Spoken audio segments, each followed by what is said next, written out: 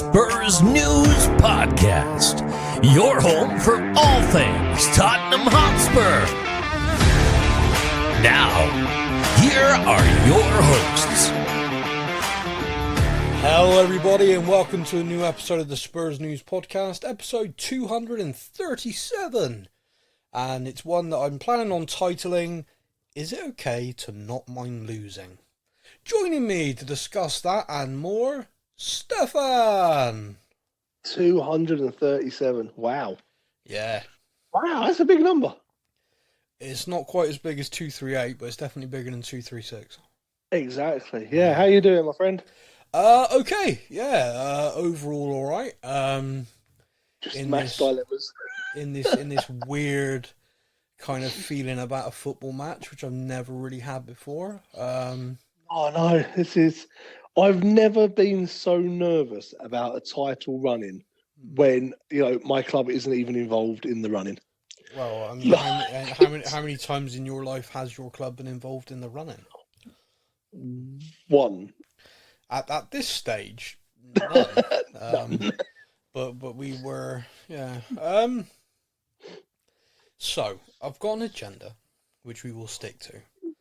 And we all have an agenda. It's called Man City. Way. No, Bloom. No, okay. No, none of that. Mad for it. So, first of all, I'm going to get some a sad thing out of the way first, which is Tottenham Hotspur women got to their first ever FA Cup final.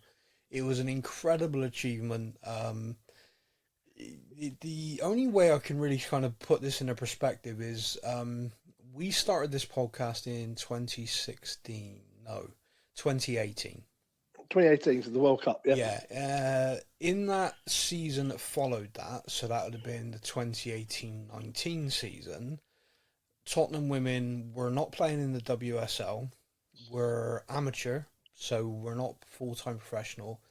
And we as a podcast, and other Tottenham podcasts and other things, actually sponsored players so they could have players in the side and, they could train and afford, like, uniform, kits. And then flash forward 200 odd episodes of this podcast, they are not only competitive in the WSL, but also reaching their first ever FA Cup final. So that is incredible. It really is. That is some achievement in a short amount of time. Yeah, sadly, on the day, they lost quite badly. I think you've got to think that they faced a better team in the final. More resources, better players at the time, and they gave themselves a damn good account of themselves, though. Yeah. Like, to get to the final and to be there and everything else, I think it's a fantastic job, and well done to the lot of them. Yeah, I mean, I think the achievement of reaching that first final is brilliant. It is something to build from. Manchester United made their first ever final last year and lost. They made their second ever final this year and won.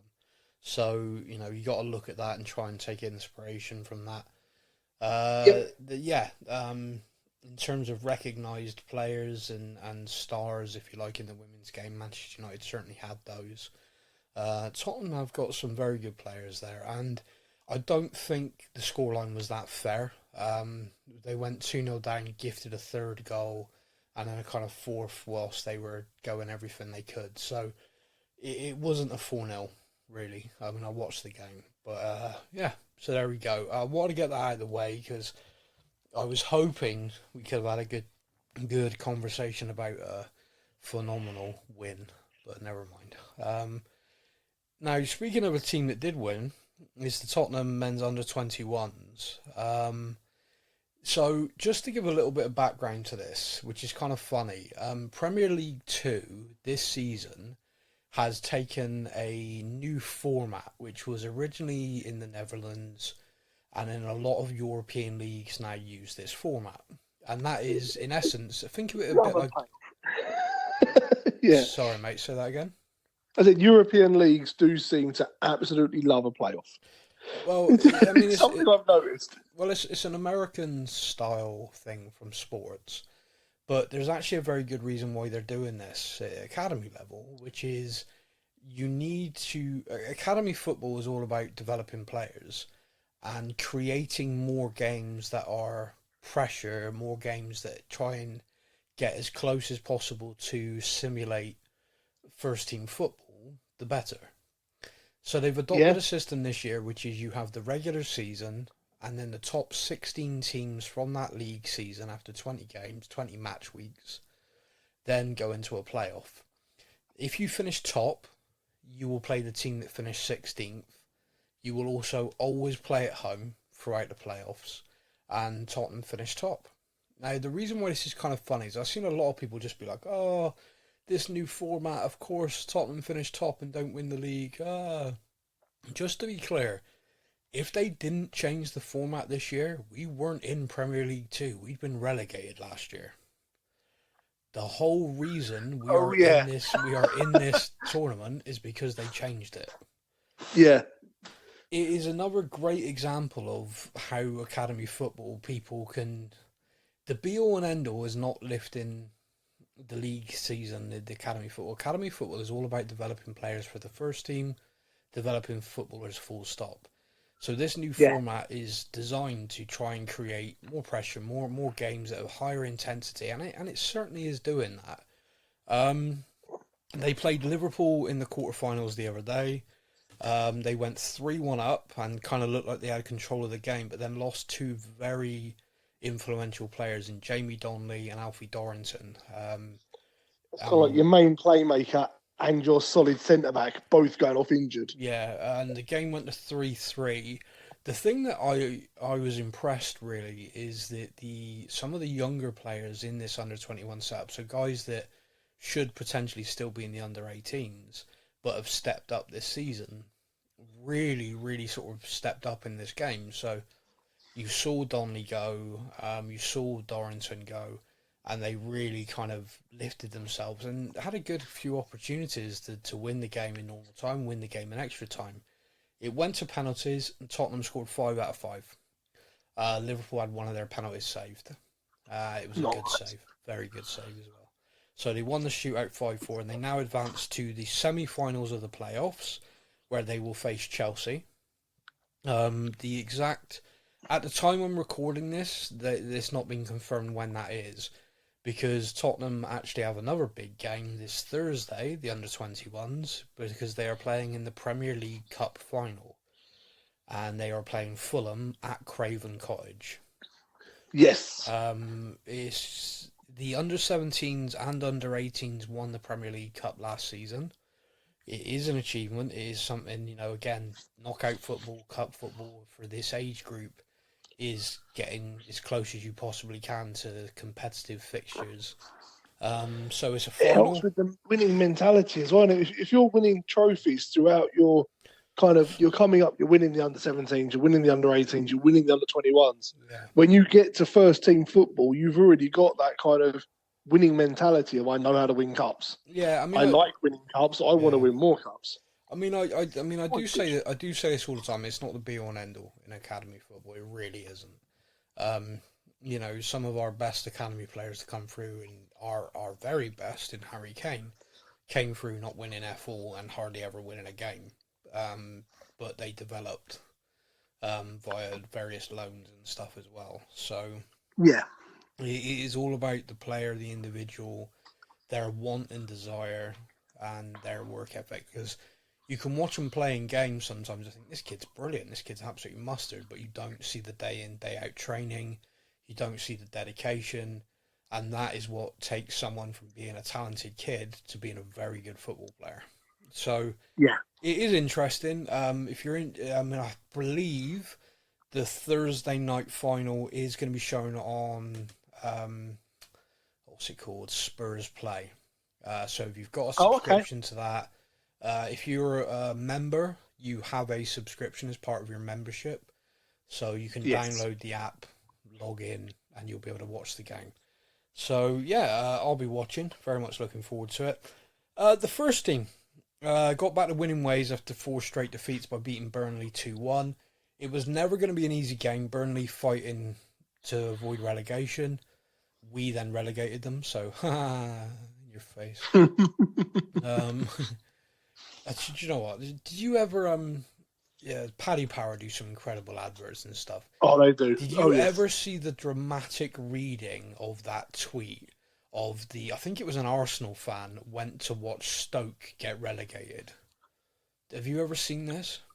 I don't think so. Right, if anyone gets the chance, right, go and find this. Is basically so a Stoke fan says, "Oh, I've got two spare tickets for the game today, last game of the season. We got to win to stay up. Anyone wants them, I'll give them to a true fan." And this guy replied like, "Oh yeah, yes please. I've been trying to get tickets." And he says, "All right, here you go, mate. I'll DM you and I'll meet you outside. Have a good day." And he replies, "Oh, I will." And then after the game, they've lost and they get relegated. And this guy tweets like, "Oh, it was a sad day." And the guy he gave the tickets to just then goes off. Like, "I was there to watch your tears. I hate your football club. I didn't even use the second ticket. I binned it." It is savage. It is very funny, but it's savage. Yeah. So we relegated Burnley, and it made me think of that. There's this kind of like, drinking the tears kind of scenario.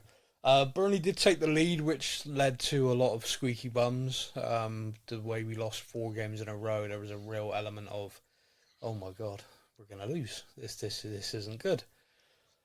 It was in my brain. I'm kind of thinking, I'm like, they've announced that we're going to do the appreciation lap Yeah, at the end of this game because it's Saturday instead Yeah. of a Tuesday night, and everything makes sense. Like, this was originally the last game of the season, yeah.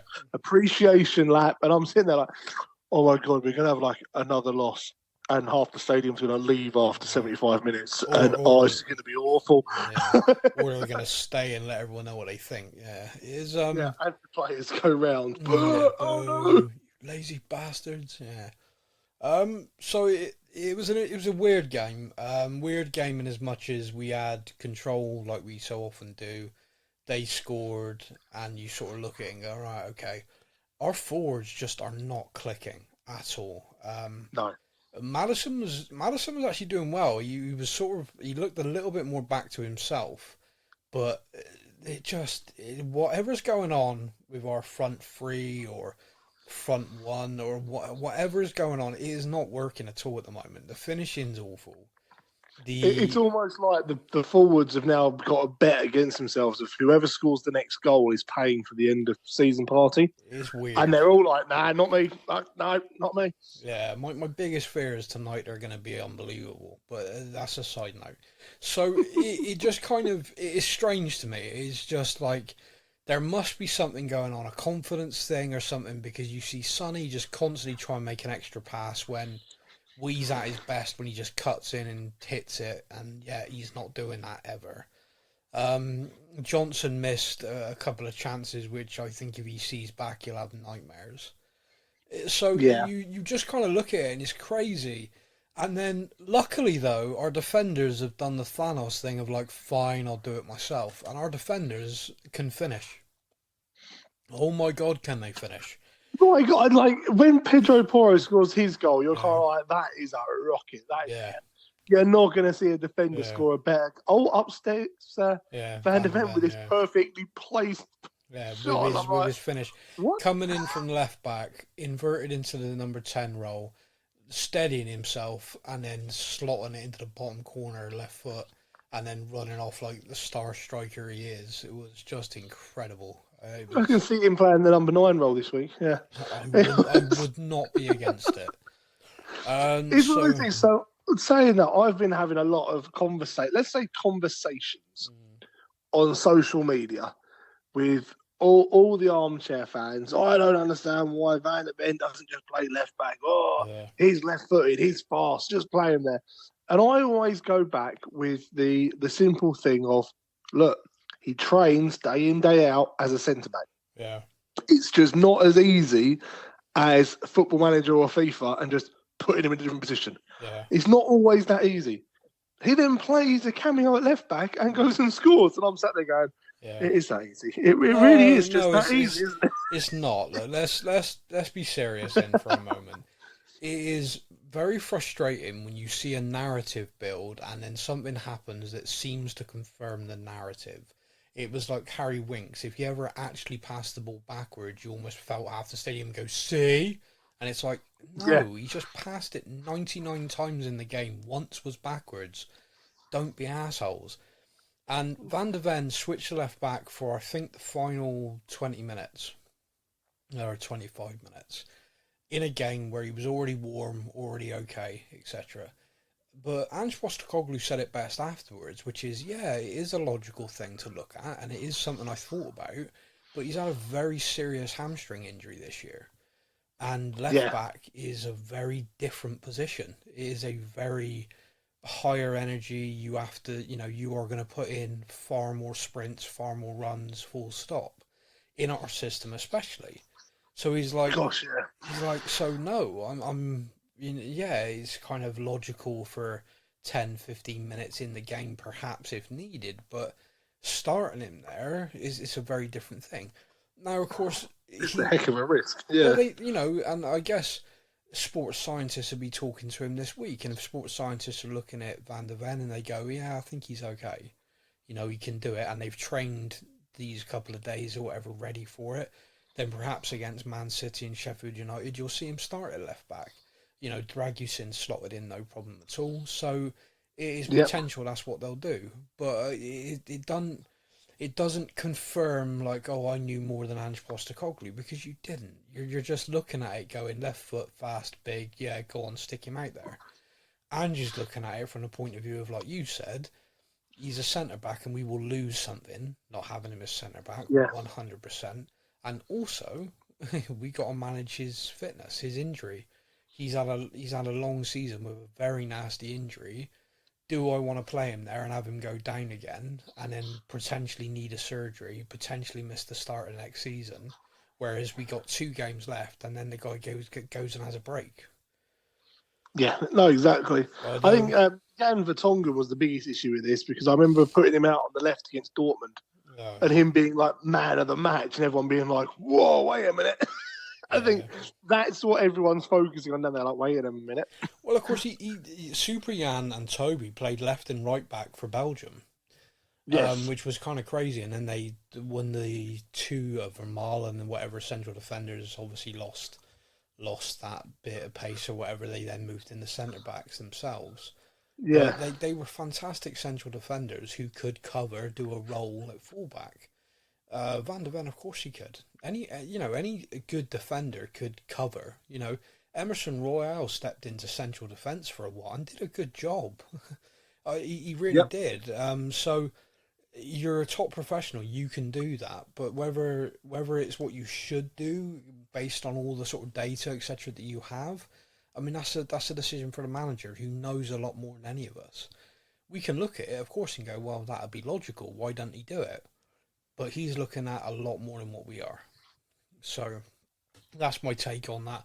But the 2 goals were phenomenal. 2 great finishes. The defenders showing the attackers how it's done. We won the game, and it was one of those we just needed to win. We just needed to sort of get that monkey off our back. So I'm delighted that's happened. I'm gonna skip ahead to a game. So the last game of the season coming up is Sheffield United away. Sheffield United are obviously already relegated. So it's going to be the end of season kind of. It's always a weird one, this, because typically end of season games can be bonkers. Like 2 teams show up. That Newcastle game that had an absolute dead rubber for them and smashed us 5-1. Well, that haunts me. That game does. Yeah, I repressed that again. Thanks for bringing that back up. Newcastle have a habit of giving us a hiding at the moment, and I don't want to think about that. But I also remember playing Leicester at Wembley, I think, and it finished 5-4. And it was like, you score, we score, they score, everybody scores, yay! That's it, yeah. It was mental. So end of season games can be a bit crazy. Now, Sheffield United, in front of their home fans, the last game in the Premier League are going to want to play. They're going to want to come out, put on a performance. They're going to want to win that game. Of course they are. They've not all seasons. They might as well do it for this one. Yeah, I mean, and this is the funny thing. Like this season, you look at the amount of goals they've conceded and stuff. You could just see us going there and being like, "Oh no, why can't we score?" It's like, they've conceded over 100 goals, and they're just going, "I can't score." On the flip side, we could go there and batter them, by the way, on the last day. Absolutely no idea. It's kind of crazy, Yeah. but it is... Everything clicks for that game, and you're like, where was that 7 weeks ago? No, Yeah. no, potentially, we could have something to play for in that game. If we win our game tonight, then potentially we go into that game winning it and securing Champions League football. And Villa are playing Palace, and Palace are on form at the moment. Yeah. So there is every possibility. Yeah. But that would mean that we would need to win our game tonight.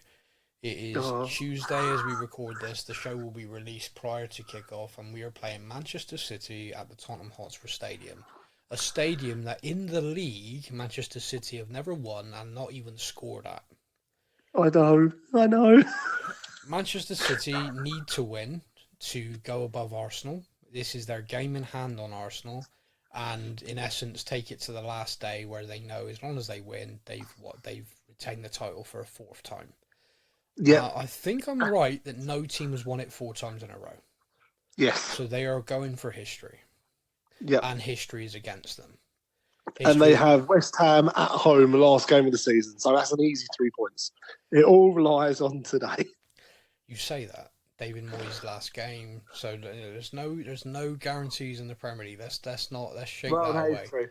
That is true. But when you've got this kind of scenario now where history says that teams don't win the Premier League 4 times in a row, history says Manchester City don't beat Tottenham at the Tottenham Hotspur Stadium.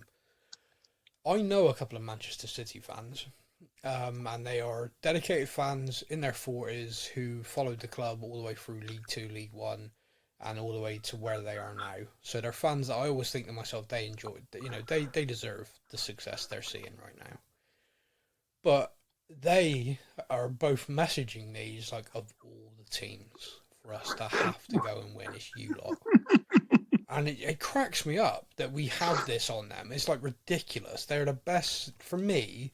I know they didn't win it this year, but for me, they're still the best team in Europe. Oh, yeah. And if not world football. So it is madness to me that for whatever reason, they like have the richest and best team in the world, and they're like, Tottenham, oh, no, thank you. Yeah, no, I'd rather not go to the Tottenham Stadium. Pep Guardiola last season, after winning the treble, was asked what his goals were for next season, and he said winning and at least scoring a goal at the Tottenham Hotspur Stadium. That guy is goal-driven oriented. I actually genuinely believe he probably started the season writing that up on a whiteboard. Like, that's one of our goals this season. He's got Ted Lasso's got to believe above his door. He's got Tottenham. Yeah. above his. We have to win there this year. I mean, because it is a psychological thing. There is an element. The Manchester City players are going to have that in the back of their minds, which is, we got to go there and win. We've never won there. And it's this group, because, of course, the stadium's not that old. So no, it's like Haaland. Remember how good last season was? Yeah, you didn't score there, though, did you? No, didn't do shite. De Bruyne has come there every time since the stadium's opened. So it's funny. It's funny. Now, don't get me wrong. They have got the ability, that Manchester City team, to absolutely destroy us tonight. Of course they do. We are going to play our football. We are going to play out from the back. We are going to go for it. Under Ange, we only play one way, and I respect that, and I'm fine with that. So they have got the capacity to take that ball off us and hammer us 100%. And if they score early, I think they'll all go, oh, finally, and then play their game. But the longer it stays 0-0, or if Tottenham should, heaven forbid, go 1-0 up, I think it could become really tense and really quite, oh my God. Now, this brings me to the next part, which is the difficult thing. Ange Postecoglou quite correctly, and a number of fans quite correctly, have stated we should be focused purely on us, our goals, winning football matches 100%. And what those results mean for other people is whatever. Correct. I get that. That is the pure footballing way of looking at every game should be 3 points we are trying to win. because that's what football teams do, and that is completely correct. And we are in a position where winning potentially gets us top 4. There is a goal there. There is a reason for us to go out and try and win. Yes. However,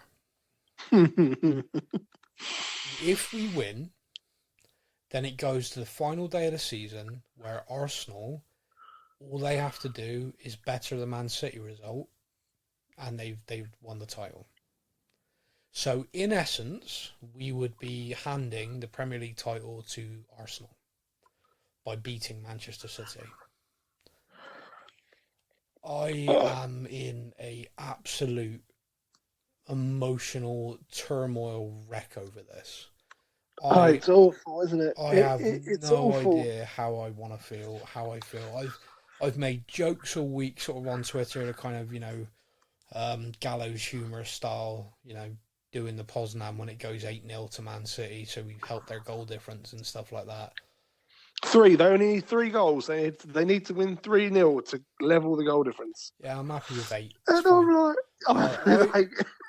like, So genuinely now, I've got to this point with it where I'm titling this podcast, "Is it okay to not mind losing?" And here's where I'm at with it. If Tottenham win, I am obviously happy that Tottenham have beaten Manchester City and have go into the last game of the season with something to play for. That goes without saying. I'm happy with that. If Tottenham lose, I also do not care. And that's kind of where I'm at, because if we win, great. If we lose, also great. It's like oh man, it's so difficult, isn't it? Like it'd be alright if Arsenal fans weren't all a bunch of absolute expletives. Like that it's not even like if they win the title, they're just going to go and celebrate it. They're not. They're going to go onto every single Spurs page they can find. And tell us about it, and it's like that's what makes it worse. It's like, well, there is one thing with this, which is if we do beat Manchester City and it does hand them the title, they literally couldn't win it without our help. Yeah, and that will be said by me to every gooner I know until I'm blue in the face to shut them up for the whole summer. Now, one of my best friends in the world is a wonderful woman who I've been friends with since school. And she, unfortunately, due to her auntie being a Arsenal season ticket holder, was adopted by and is now a gooner and has been her entire life. Me and her, anyone on this podcast will know, we have a bet every year, and we generally give each other embarrassing tasks to do. And this year, I had I don't know what the right wording is, somewhat sarky message, which was basically, obviously, Arsenal are going to finish above Tottenham this year. That goes without saying. Your forfeit is I wish for you to wear an Arsenal shirt to a function that we're both going to be attending, which not only means I have to wear one, I have to buy one. That's disgusting. Oh, yeah. But she then says, but if Tottenham beat Man City, all bets are off. You don't have to do it. Kidding me. It hurts, man. It's just like my brain is just doing. The amount of Arsenal fans that are saying it's like, is it Perry Groves is commentating the match tonight for Talkshite. Yeah. And he's wearing a Spurs shirt whilst commentating. Yeah, and Jamie O'Hara is wearing a Man City shirt whilst commentating. And Merson said on Sky Sports that he'll get a tattoo of the Tottenham logo and the Tottenham crest if we beat Man City and all this. And it's like Piers Morgan's all over social media saying he's supporting Tottenham. Arsenal Fan TV are talking about cheering on Tottenham. Do you know what? The fact that Piers Morgan is supporting Spurs tonight means I want us to lose. I think that's all I need. Yeah, no, that is. That's enough. If you ever needed enough of a reason, that was certainly it. That is it, yeah. Mate, it's one of these things where I think you could talk around in circles on it. You really could, because as a fan, I always want to see my team win, and said this in the press conference yesterday. Of course, that's the case. But I think the only way I can put it is, like I said, which is I don't mind losing tonight. Any other game of the season, of course I mind. Losing sucks. I don't want to ever see us lose. Yeah. But tonight, we go out and we win, and the chips are going to fall where they may. If we lose, I'm not mad. And the other thing about it as well is, like, Champions League football obviously is the goal when you're trying to get into Europe, because that's the elite competition. But from our point of view, and I know a number of fans have said this, and I always think to myself, you should be aiming to finish first. And then if you don't finish first, Champions League football is the bonus behind that. And I think Ange echoes that, and I think as a club that needs to be where our mentality is, definitely, especially next season. But you look at our squad and how threadbare it is this season. And you look at the fact we didn't have European football. We basically exited the cups pretty early, both of them, I think. 4th round FA Cup, 3rd round for League Cup, so instantly exited both competitions. Pretty much. We had one cup win. So we've played basically one game over the minimum a team can play in the Premier League. And we have had a injury-ravaged, and clearly the last few weeks you can see the squad have completely run out of steam. You can see they're dead. Those that have played just aren't up to where they should be. You then think you add Champions League to that. So even if we were to go out in the group stage, which is now even more games because they've changed it. They've changed the format. I think it was 6 games for the group. Now it's 8. Yeah, I could be wrong on that. But it's like you're going to play good teams in those 8 games as well that are going to run you. Yeah. So therefore, it's not even like you're going to be going and playing like a Mansfield or something like that. You know, you're going to be out there playing some of the best teams in Europe. Yeah, that's going to knock you out even more so. Yeah, and so we are in a transition. We know that the squad is being overhauled. We've had 2 windows. I think we've done good work in those 2 windows. This summer window, there is a lot of work to do. Ange has said it. The club, Scott Munn has indicated it. I've already seen moves for certain players to leave. Japhet Tanganga's in talks with Millwall to join them on a permanent basis. There's a few others already in talks with other clubs as well. So the club are moving or trying to move quickly to do the business they want to do. I tell you, one of the people the club needs to get rid of straight away is Radu's agent. Oh, why? What's he done now? He's come out saying that he might be looking to go back to Italy because he doesn't like the amount of game time he's got in Tottenham. Yeah. It's like, we turned down big clubs to join this club, and now we're not even playing. We might go back to Serie A. Yeah. Like, someone sack that bloke. Like, that guy is not good for anyone. No, I mean, I think with that, he's clearly someone who likes the limelight. I mean, there are agents in football who are good agents. They don't appear. They look after their clients. You don't know their names. They're just people who work behind the scenes. And then there's ones who want to be a super agent. They want everyone to know who they are. They want to be a personality in their own rights. And this guy's clearly one of them. When it comes to Dragusin, when it comes to Ange, if Ange spoke to him about what he expected, what he wanted to come in, and Dragusin is saying to Ange, I want to leave, then I think he's gone. Like, I don't care if we signed him in January. I don't care how good a player he is. I think the minute you indicate to Ange that you don't want to be there, you're gone. I think an agent shouting off in the press is nothing that would even register with Ange. I think if a player comes to him, that's different. But an agent running his mouth to a journalist, I don't think that even hits Ange's radar. Because he works with him day in, day out. So he'll know what his ability is, his condition is, and his mood and thought processes, Yeah. And also, you only got to look at this season to realise before we signed him, we were really struggling with injuries due to centre-backs. And since we've signed him, touch wood, we've done very well in that regard. But over a whole season, when you add in European games and stuff next year, he's going to play. He's going to get plenty of games.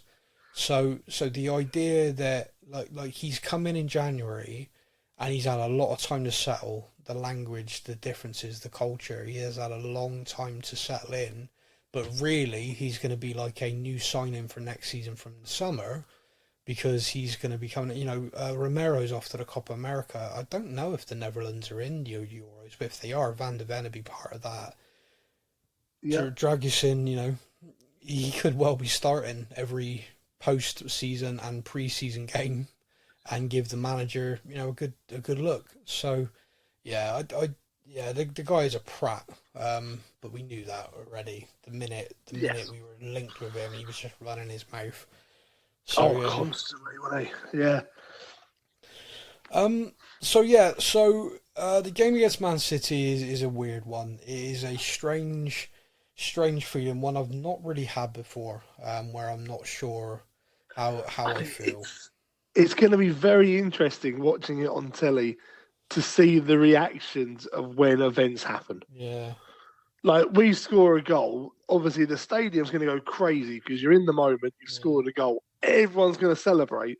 And then is there going to be like, everyone celebrates and then the stadium just goes silent for a few seconds and suddenly go, oh no. you start seeing Tottenham fans chanting VAR. But I just, I don't know. It's very strange. I mean, I speak to a lot of people who are going to be in the stadium tonight. And I speak to a lot of people who, by the way, aren't going. Because it's an evening kickoff on a Tuesday, they've stuck their ticket on the exchange and no one's taking it. So I'm not sure on the attendance. I mean, that can change rapidly during the day, of course, but there could be a fair few empty seats. Ryan, who listens and messages in quite often, I talked to him. And he said that unfortunately, because it being an evening game, he couldn't go to it. Yeah. And he was quite gutted because, you get a season ticket, you want to go to as many games as possible. Of course you do, yeah. And then this got moved. I know he couldn't make it. Yeah. I don't know if he got someone to take the ticket or not. I know he was looking to, but it's a weird one. It is a weird one where the atmosphere within the stadium, I mean, I think it could shock Ange. Ange is just like, oh, you're talking about social media, mate. People saying stuff like that inside the stadium. No one's going to be like this, and yet some of the big atmosphere accounts. So these are the guys who are behind the drummer, the trumpet player, the Spurs song sheet, and they're handing out like singing Blue Moon and stuff. So some of these big atmosphere accounts who are basically, can you imagine Man City walk out and the whole stadium singing Blue Moon, and Angie's just stood on the touchline going, "Hey, mate." What? I think it'd completely throw him. It has the potential to be quite a shocking evening. But yeah, I'm looking forward to watching it, but I don't know for what reason. It's an awkward one as well, and I'll tell you it's an awkward one. I think it's the first time Ange in a press conference has been at odds with the fan base, because what he said was quite a kind of. I mean, don't get me wrong. There's nothing else he could say. He could come out. He could not come out there and just be like, "Well, yeah, we don't mind losing." He sits down. What's the idea? Arsenal win the title, mate. Yeah. No fucking chance. Yeah, you can't do that. There's no way. I'm playing Brian Gill in goal, mate. I ain't letting them win the league. Yeah. So there's no chance of that. But what I would say is throughout the entire season, he's been like, the fans get to feel what they feel, mate. There's the whole thing. He's been like, let them get carried away, let them enjoy it, let them be pissed off. We've lost 4 games in a row. They deserve to be pissed off. But on this, the fans being like, do you know what? Losing ain't so bad. He's telling us we can't feel that way because that's not right.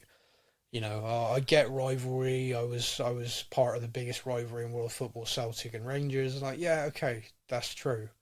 But I'm telling you right now, Celtic fans, if you'd been there in a situation where losing would have handed, or like winning would have handed the title to Rangers, those Celtic fans would have let you know.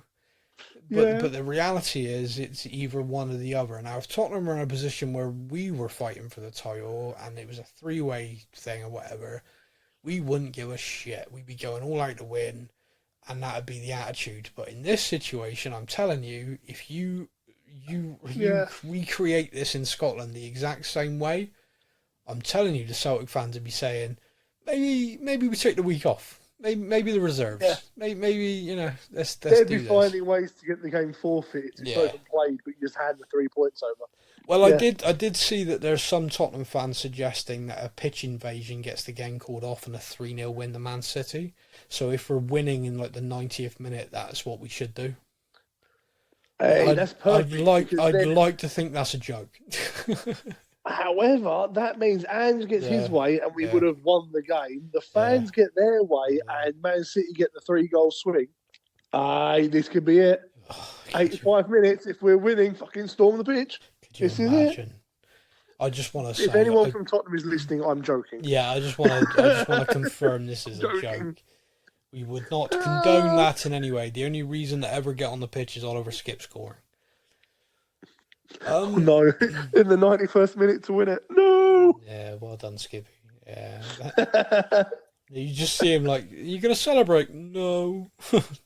No, because I was trying to miss it and it hit me and went in. Yeah. I was trying to put it in the Rose Ed. We need Timo Werner out there to finish tonight. But this is the funny thing as well. Like for weeks, our forwards have been shocking when it comes to creating and scoring.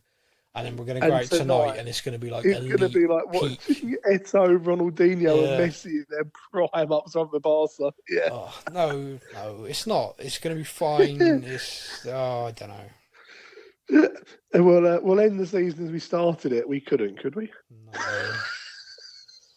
No, that's right. Let's shake that off. I genuinely, like I said, I'm nervous. Like this is my nervous laughter. This is my of all the games that we've played badly for the last 6 matches. Yeah, it's going to be tonight where the team clicks, and Maddison is going to be like peak Pirlo.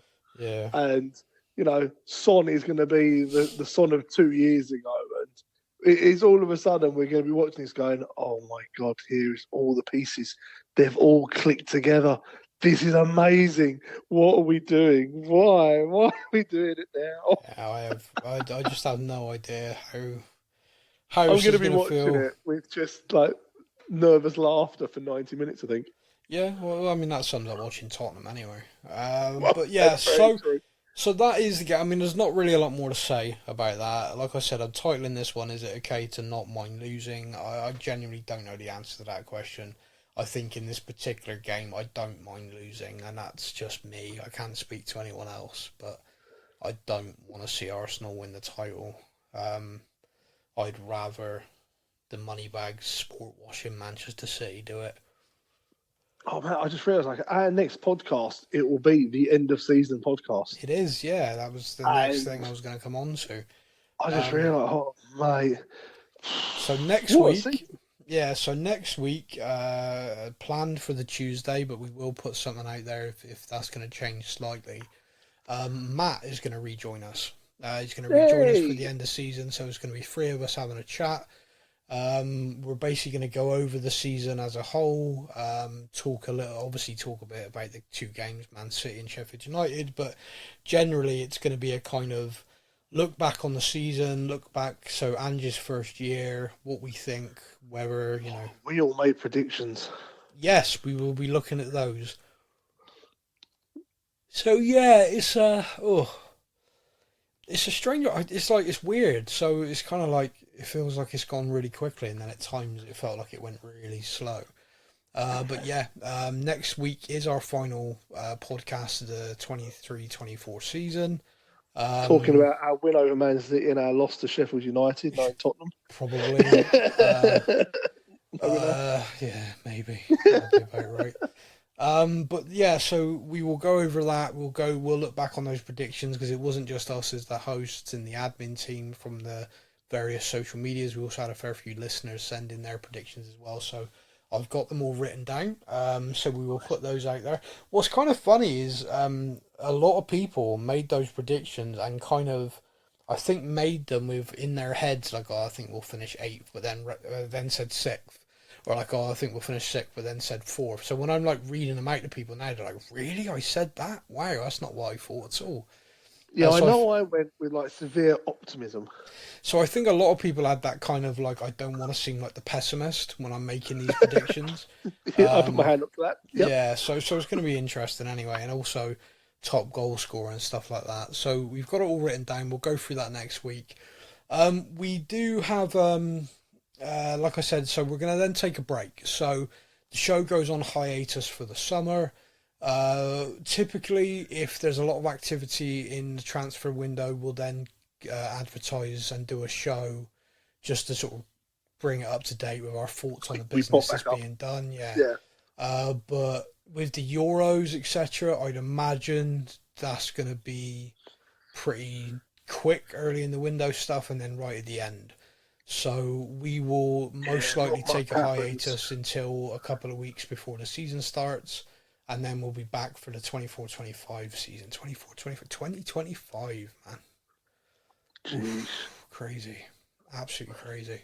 But mate, I don't. We're a little bit running light this week, but I think we can kind of leave it here. I think we've said everything we want to say. It's a worrying time to be a Tottenham fan for tonight. It is such an emotional. Yeah, it is such a weird thing. But yeah, I think we're going to leave it here. Thank you to everybody, as always, for listening and getting in touch. We do really appreciate it. I've had another load of messages this week chatting about different things, which have been fun to go back on. For every Tottenham fan going into the game tonight, however you're feeling, whether it's like, sod those guys, I just want to win, I respect that. If it's, I hate those guys, I just want to lose, I respect that as well. I think all of us need to make an individual decision on how we feel. For me, if we win, that's great. If we lose, I don't mind. That's where I'm at. Yep. So, until next week, when it'll be the final show of the season with Matt returning, you all take care. And come on, you Spurs.